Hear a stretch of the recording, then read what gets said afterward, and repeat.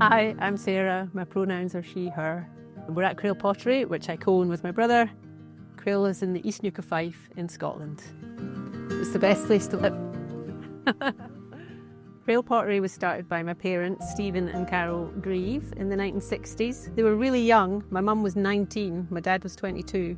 My parents bought these buildings for £250 and they decided to do them up and start this pottery. 3 generations of Crail potters now. And it's just going from strength to strength. It just seems to get busier and busier.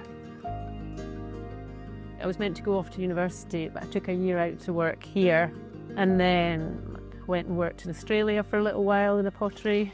And then that just made me realise that Crail was such a special place that I wanted to come back and just carry on and be a potter. And I didn't go to uni. I've just been making pots ever since.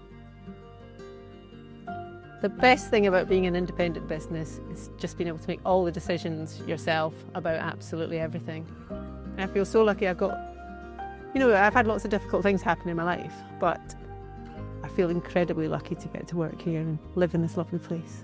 Yeah. Lucy and Yak make what moves you.